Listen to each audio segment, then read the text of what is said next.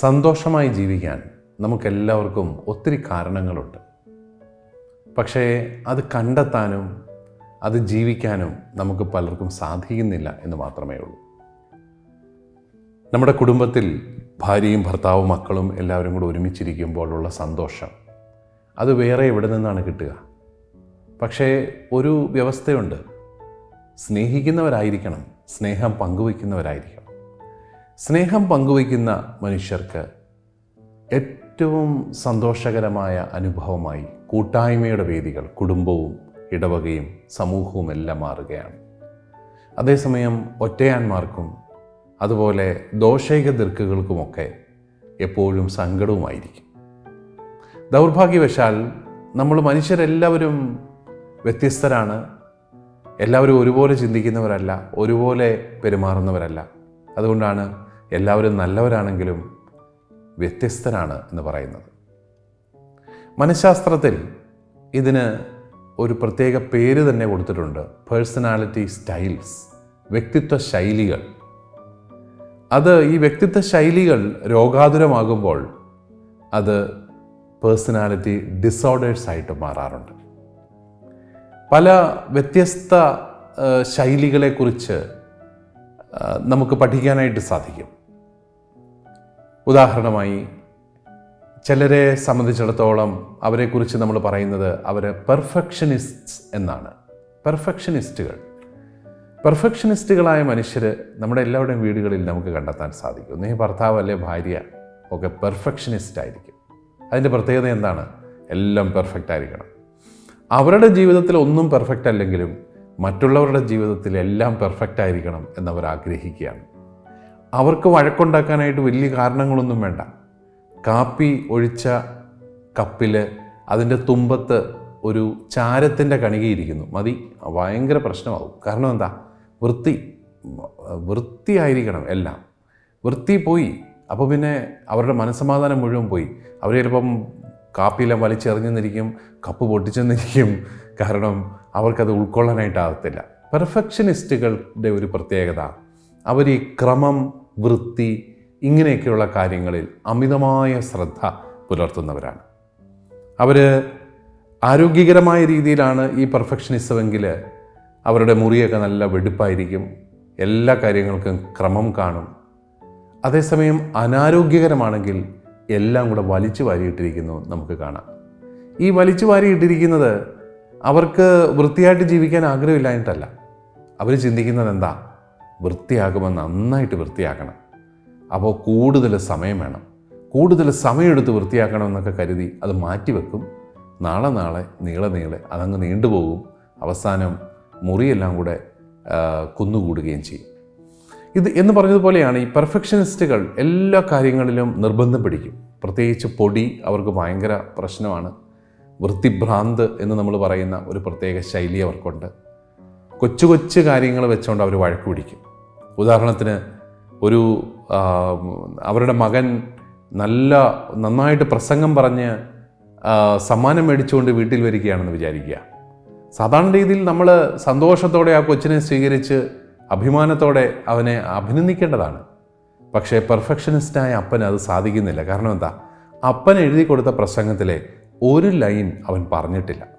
അത് ഓർത്തുകൊണ്ട് ഈ കുട്ടിയോട് അത്ര സന്തോഷമില്ല അപ്പന് ആവപ്പാടെ സങ്കടമാണ്. ബാക്കി എല്ലാവർക്കും സന്തോഷമാണ്. അപ്പോൾ ഈ കുഞ്ഞിനാണെങ്കിൽ ഒരിക്കലും പെർഫെക്ഷനിസ്റ്റായ അപ്പൻ്റെ അല്ലെങ്കിൽ പെർഫെക്ഷനിസ്റ്റായ അമ്മയുടെ കയ്യിൽ നിന്ന് ഒരിക്കലും ഒരു അപ്രീസിയേഷൻ, അഭിനന്ദനം കിട്ടത്തില്ല. അത് അവനിൽ അപകർഷതയുടെ ചിന്തകൾ വളർത്തുന്നു.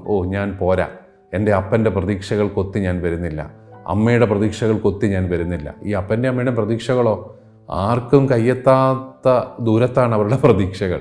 അത് പെർഫെക്റ്റ് ആയിരിക്കണം എന്നുള്ളതാണ്. നമുക്കറിയാം, സുവിശേഷത്തിൽ തന്നെ പറയുന്നുണ്ടല്ലോ, സ്വർഗസ്ഥനായ പിതാവ് പരിപൂർണനായിരിക്കുന്നത് പോലെ നിങ്ങളും പരിപൂർണരായിരിക്കുമെന്ന്. പക്ഷേ യഥാർത്ഥത്തിൽ പരിപൂർണത സ്വർഗത്തിലാണ്, ദൈവത്തിലാണ്. മനുഷ്യനിൽ പരിപൂർണതയില്ല. മനുഷ്യൻ എപ്പോഴും അപൂർണനാണ്. അതുകൊണ്ടായിരിക്കാൻ ലൂക്കായുടെ സുവിശേഷത്തിലേക്ക് വരുമ്പോൾ നിങ്ങളുടെ സ്വർഗസ്ഥനായ പിതാവ് കരുണയുള്ളവനായിരിക്കുന്നത് പോലെ നിങ്ങളും കരുണയുള്ളവരായിരിക്കുവിൻ എന്ന് പറയുന്നത്. സ്വർഗസ്ഥനായ പിതാവിൻ്റെ പരിപൂർണത എന്നാൽ കരുണയാണ് എന്ന് വ്യാഖ്യാനിക്കാറുണ്ട്. പെർഫെക്ഷനിസ്റ്റുകളുടെ പ്രത്യേകത അവർക്ക് സമയം തെറ്റുന്നത് സഹിക്കാൻ പറ്റത്തില്ല. ഡ്രസ് കോഡ്, ഡ്രസ്സൊക്കെ അല്പമൊക്കെ അങ്ങോട്ടും ഇങ്ങോട്ടും മാറിക്കിടന്നാൽ അവർക്കത് സഹിക്കാൻ പറ്റുകയില്ല. അതുപോലെ അവർ ടൈം ടേബിളൊക്കെ ഉണ്ടാക്കി വെച്ചേക്കും. ഇവരേറ്റവും കൂടുതൽ സമയം ചെലവഴിക്കുന്നത് തന്നെ ടൈം ടേബിൾ എഴുതാൻ വേണ്ടിയിട്ടാണ്. ടൈം ടേബിളായിരിക്കും എഴുതുക. പക്ഷേ അതെവിടെയെങ്കിലും ഒന്ന് തെറ്റിപ്പോയി കഴിഞ്ഞാൽ പിന്നെ അവർക്ക് സഹിക്കാൻ പറ്റാത്ത സാഹചര്യമാണ്. പിന്നെ ആ ദിവസം ഒന്നും നടക്കുകയില്ല അവരെ കൊണ്ട്. കാരണം എന്താ, അവരുടെ ടൈം ടേബിൾ തെറ്റിപ്പോയി. അങ്ങനെ ഈ പെർഫെക്ഷനിസ്റ്റുകൾ അവരെ തന്നെ തിരിച്ചറിയാതെ മുന്നോട്ട് പോകുമ്പോൾ അവരുടെ കൂടെ ജീവിക്കാൻ വലിയ പാടായിട്ട് മാറും. കാരണം എന്താ, അവർ ഈ കുറവുകൾ മാത്രമേ കാണത്തുള്ളൂ, നന്മയൊന്നും കാണത്തില്ല. അവർക്കൊരിക്കലും ഒരു സംതൃപ്തിയില്ല. അവരുടെ പുറമേയുള്ള സാഹചര്യങ്ങളെക്കുറിച്ച്, പ്രത്യേകിച്ച് ജീവിത പങ്കാളികളെക്കുറിച്ചോ മക്കളെക്കുറിച്ചോ ഒന്നും ഒരു സംതൃപ്തി ഇല്ലാത്ത അവസ്ഥ അവർക്കുണ്ടാവുകയാണ്. സമയം തെറ്റിയാൽ അവർ പെട്ടെന്ന് അസ്വസ്ഥരാകും. ഭക്ഷണം സമയത്ത് കിട്ടിയില്ലെങ്കിൽ അസ്വസ്ഥരാകും. വിചാരിച്ച രീതിയിലുള്ള രുചി കറിക്ക് വന്നില്ലെങ്കിൽ അവർക്ക് ആകപ്പാടെ അസ്വസ്ഥമാകും. അങ്ങനെ ഈ നമ്മൾ പറയും കലിപ്പന്മാരെന്ന് പറയുന്ന ടൈപ്പ്, അതായത് കൊച്ചു കൊച്ചു കാര്യങ്ങൾക്കെല്ലാം വഴക്ക് പിടിക്കുന്ന ഒരു സ്വഭാവമായിട്ട് മാറുകയാണ്. എന്നാൽ ഇവരുടെ മറ്റൊരു ഭാവം എന്താണ്? അത് 100%, 150% ആത്മാർത്ഥതയാണ്. നിങ്ങൾ അവരോട് 2 ആഴ്ച കഴിഞ്ഞ് ഒരു പേപ്പർ എഴുതിക്കൊണ്ട് വരണമെന്ന് പറഞ്ഞു കഴിഞ്ഞാൽ, അല്ലെങ്കിൽ 2 ആഴ്ചയ്ക്ക് ശേഷം എന്തെങ്കിലും ചെയ്യണമെന്ന് പറഞ്ഞു കഴിഞ്ഞാൽ അവർ ഇന്നേ തുടങ്ങും പണി. അവരുറക്കളച്ചിരുന്ന് പണിക്കുകയാണ്. അവർക്ക് ഉറക്കമില്ല, അവർക്ക് ചിന്തിക്കാൻ പറ്റത്തില്ല. അവർക്കെല്ലാം പെർഫെക്റ്റ് ആക്കണം.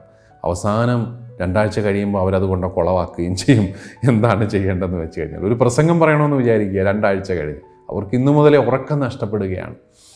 ഇവർ ഒത്തിരി ആത്മാർത്ഥതയുള്ളവരാണ്. എന്ന് വെച്ചാൽ 150% ആത്മാർത്ഥത. അവരൊത്തിരി വർക്ക് ചെയ്യും.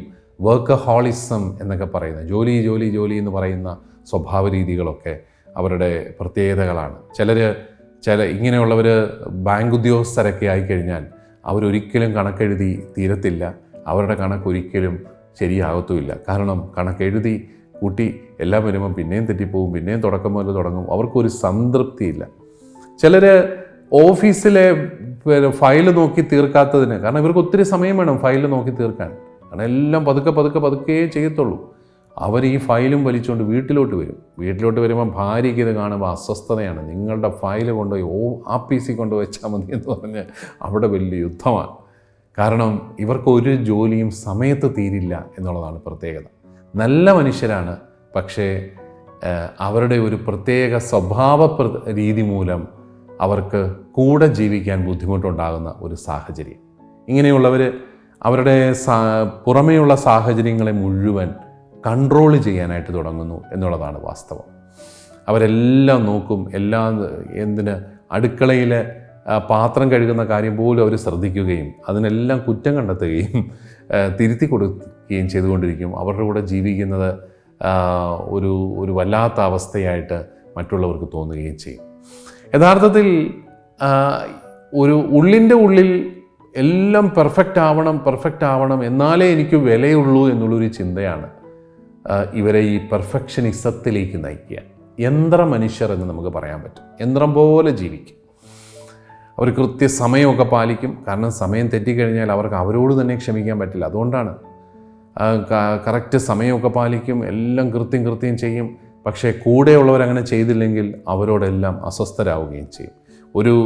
ഒരു കമ്പനിയിൽ ജോലിക്കാരൻ മാനേജർ വിളിച്ചിട്ട് വരുന്നു. മാനേജർ അയാളോട് 3 മണിക്ക് വരാൻ പറഞ്ഞു. പക്ഷേ അയാൾ 2:45 മുതൽ വന്നു. 3 മണിയായിട്ട് മാനേജർ വിളിച്ചില്ല. അയാൾക്ക് മാനേജരോട് തീരാത്ത കലിപ്പാണ്.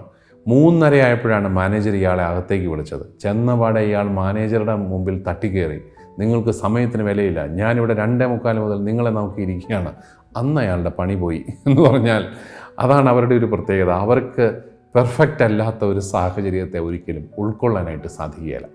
ഇങ്ങനെയുള്ള ആരെങ്കിലുമൊക്കെ നമ്മുടെ വീട്ടിൽ കാണും കേട്ടോ. പക്ഷേ നമുക്ക് അവരെ കുറ്റപ്പെടുത്താനോ അവരെ കുറച്ചുകൂടി ലേബിൾ ചെയ്യാനോ ഒന്നുമല്ല ഞാനിത് പറഞ്ഞത്. മറിച്ച് അവരെ ഒന്ന് കരുണയോടെ മനസ്സിലാക്കാൻ വേണ്ടിയിട്ടാണ്. അവരെ കരുണയോടുകൂടി മനസ്സിലാക്കി കഴിഞ്ഞാൽ തീർച്ചയായിട്ടും അവരുടെ നന്മ നമുക്ക് തിരിച്ചറിയാനായിട്ട് പറ്റും. നമ്മുടെ നന്മ തിരിച്ചറിയാൻ അവരെ നമുക്ക് സഹായിക്കാനും സാധിക്കും.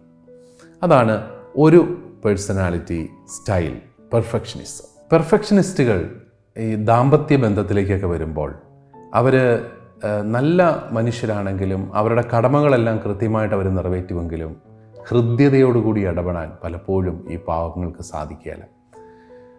ജീവിത പങ്കാളിക്ക് ഒരു സമ്മാനം കൊടുക്കാനോ ഒരു നല്ല വാക്ക് പറയാനോ ഒന്ന് പുകഴ്ത്താനോ ഒന്നും അവരുടെ മനസ്സ് സമ്മതിക്കത്തില്ല. കാരണം പുകഴ്ത്തണമെങ്കിൽ പെർഫെക്റ്റ് ആയിരിക്കണമല്ലോ.